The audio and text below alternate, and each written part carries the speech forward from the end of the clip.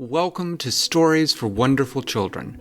I'm Dan Wendelin, your host and storyteller. I hope you've been enjoying this series of stories about the royal twins Ia and Dak. But if you've been missing the stories about Flip Flop and Flibbertigibbet, I wanted to let you know about Phoebe and Hank at the Adventures of Power Dog in Dogland have collaborated with me to create a couple new stories about Flibbertigibbet and Flip Flop together with their hero, Power Dog. So if you'd like to hear a different storyteller's take on Flip Flop and Flibbertigibbet, check out those episodes coming soon on May 15th and 29th on the Adventures of Power Dog in Dogland. And I hope you enjoy tonight's story. Ia was awfully excited about her date with Shan at the end of the week. She had gotten a note from him the next day that had said that he was going to meet her at her favorite restaurant, which was in the village of Paroli, and that then they were going to go for a ride in the clouds after they had had dinner. Huh? Why? So Ia thought that sounded awfully exciting, although she couldn't really be sure exactly what a ride in the clouds meant. But she trusted that Shan was an experienced storm mage and knew what he was doing. The second day, after Shan had chased off Lord Abner's armies, Ia got a note from her friend. What was her friend's name, Diana? Trella. Trella, yes.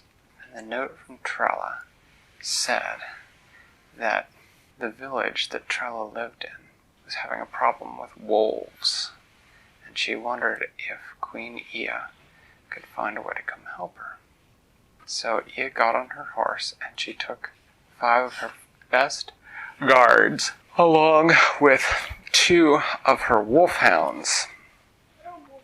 Wolfhounds are dogs, big dogs, that are trained and bred especially to chase off wolves.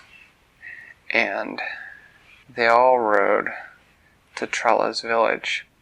Trella and Ia had been friends when they were growing up. They had gone to the same school for several years, but Ia had not had time to see her since she had become queen. They went to Trella's village, and when they got there, they could tell that something was wrong, because normally people had all their livestock, their cattle and their sheep, out in the meadows to graze and eat grass.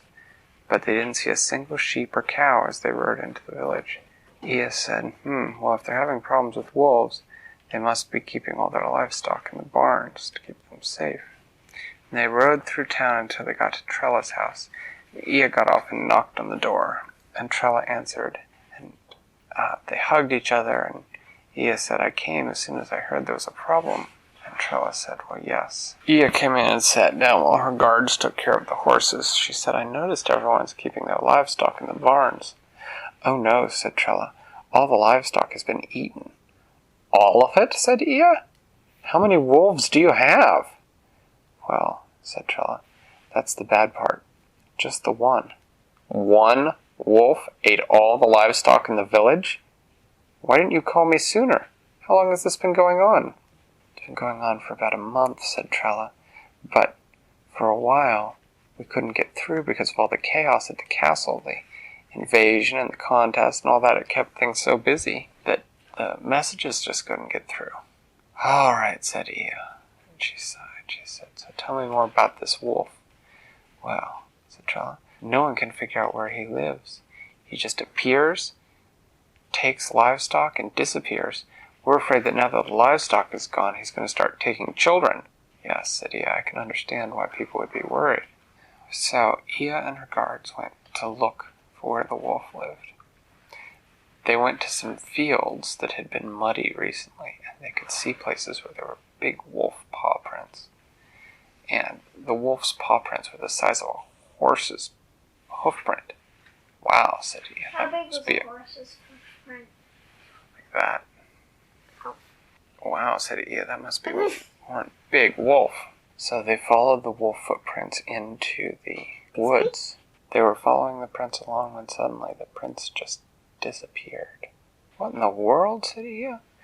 The wolfhounds sniffed the ground and then just sat there and whined. They couldn't figure out where the scent had gone. And Ia and the guards walked around. They walked in bigger and bigger circles around the point where the paw prints had disappeared. "That's really bizarre," said Ia. She and the guards went back to the village. They found another set of footprints in a different field, and followed those off into a different direction, different part of the woods. And the same thing happened. The wolf prints went along for a while, and then they just disappeared. Said Ia. "This really is bizarre. Wolves can't fly." She looked around. She looked up into the trees. She saw, sitting up in a tree, an enormous raven. "Wow, that's one big raven," said Ia. The guards looked at it too. She looked at the guards. She said, "Well, I'm glad we brought that big new shipment of sheep." The guards looked confused for a second. They said, "Certainly, Queen Ia." She said, "Well, we might as well go back so we can guard them tonight. We've got them all locked up tight in Trella's barn, right?" The guards said, "Yes." They rode back out of the woods. The guard she'd been talking to rode closer to her, and he said, "Were we supposed to bring sheep, Queen Ia?" She said, "No, that was for the raven's benefit. Something about that raven just seemed wrong to me. Give me the heebie-jeebies. I just thought maybe we'd test a little theory." She said, "I want you all to lay a trap at Trella's barn tonight." And she told them about the trap that she wanted them to lay. Well, that night, there were no sheep in Trella's barn, but there were a bunch of wolfhounds and guards taking turns. And they waited, and they waited until it was after midnight, and then they began to go to sleep, leaving just one guard awake. It was in the middle of the night when Ia woke to the sound of one of the wolfhounds growling, and then there was a loud bang as the door to the barn burst open, and Ia saw an enormous wolf standing there. The wolf stalked into the barn and she yelled, "Up, guards, up!" And they jumped up, but the wolf was not running away from them. The wolf was coming after them, and it crossed the barn in great bounds, and it jumped right onto a pile of hay scattered across the floor, but under that hay was the trap they had dug, the pit, and the wolf fell right down into the deep pit with a sort of sharp yelp of "Ow!" surprise. But then it was Ia and the guards' turn to be surprised, because as they walked to the edge of the barn, suddenly up out of the pit there flew a huge raven. "Get it!" she yelled to her guards. The guards threw a net, and the net caught the raven in midair, and it fell to the ground, tangled in the net. She walked over to the net and looked at the raven. The raven looked back at her, and then it began to grow bigger and bigger, and it lost its feathers, and then there was a man standing there, dressed all in a feathery black cloak, with a hat that looked like a wolf's head. He said, "So, you think you can outsmart Caw, huh? Well, that's okay. I'm done with this village anyway. All the sheep are gone. Go find another village. I'm sure there are plenty of villages full of fat, tasty sheep in your kingdom, Queen Ia." And with that, he sort of bent down, and Ia yelled, "Stop him!" But as he bent down, he seemed to sort of curl into a smaller and smaller ball of black feathers until he just disappeared. And they were all standing around the barn in the middle of the night, looking at that empty net on the floor. "Whoa," said Ia. "A shapeshifter. Well, A shapeshifter? someone who can change their shape into different kinds of animals." She said, "I guess now I'll have something interesting to talk about with Shan on my date. Let's get back to the castle."